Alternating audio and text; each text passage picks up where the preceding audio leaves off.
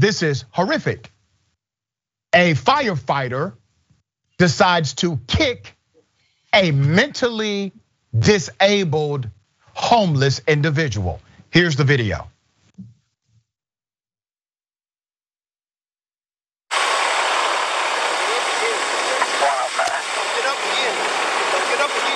Tase him.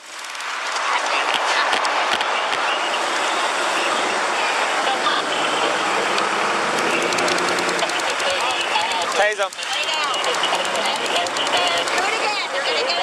Get down on your stomach. On your stomach. 42, hold pocket. On your stomach.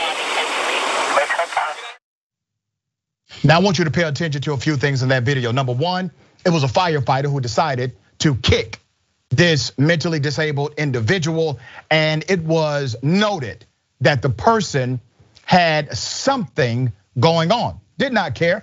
This firefighter is supposed to be a mixed martial artist. Now, I don't know martial arts. I do know that part of the training is discipline, it's conduct.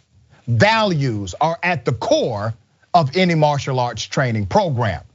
Well, this wannabe badass decided, hey, let me show all of my colleagues what I can do with my martial arts skills. So you think you get points, buddy, for kicking a disabled individual who's already on the ground? It's ridiculous. But also notice how nobody intervened, how nobody said, wait, guy, stop. You're a firefighter, what are you doing? This individual is supposed to be a first responder for medical attention, fires, etc., to help.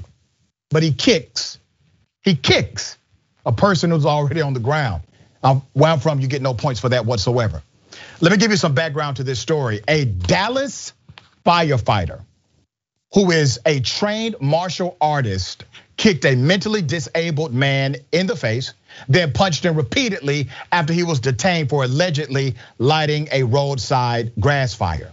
The Dallas Observer obtained body cam video of the incident in which Kyle Vess was kicked and punched by Dallas fire rescue employee Brad Cox before being tased by police officers. So the 1-2 combination, ladies and gentlemen, the 1-2 combination, a kick from a firefighter and then a taser from a cop. Vess is now suing Cox in the city of Dallas, alleging excessive force and the lack of training on dealing with mentally ill or homeless people. The 2019 incident, remember, this happened in 2019. We now have the video, there's now a lawsuit, but the incident happened in 2019. The 2019 incident left this man with a fractured orbital socket and sinus, as well as cracked teeth. According to his attorney, his face is now numb and the right side of his body trembles. The incident reportedly worsened Vess's existing mental disability, which resulted from a previous traumatic brain injury. Wow. Nina, sister, this is horrific. Even if he did not have the pre-existing brain injury. Now, injury on top of injury, firefighters teaming up with cops.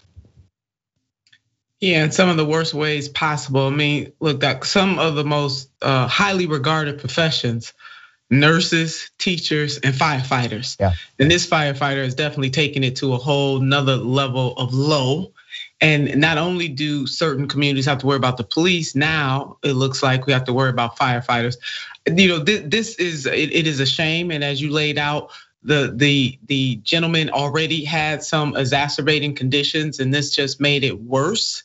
And not only does the firefighter get 0 points, we're gonna put him in the negative for doing this. I hope that Mr. Kyle Vess wins his lawsuit and that people are fired, and others should be held accountable for just standing around. You cannot just stand around and allow your colleague to do whatever they want. And Doc, you talk about this all the time on your show. This wasn't part of protocol. Yeah. This person just decided that they were going to do this to this young man just because they wanted to, just because they had the authority. Again, what is done in our name? Taxpayer dollars are paying for the salaries here, and people should be held accountable. One more point, training. Training is important in terms of dealing with people who may have mental illnesses, who may be going through an episode. Got it. but there should not have to be any training for some basic human decency to treat somebody with respect. So some of this stuff, they taking the blame on training a little too far in my book. I agree with you 100%. I think the whole notion of we need to do better training, we need to make sure we have more diversity training, more sensitivity training, bull. No, I'm good with it, but that is not going to solve your problem, right? That's right. Your problem is cultural. And as long as it remains cultural, it doesn't matter what training they have. And if you look back at these guys' background, they got plenty of training, plenty of it. They simply don't bring it to the field because the culture is antithetical to the training and the decent logic and sense they have before they get there, all right?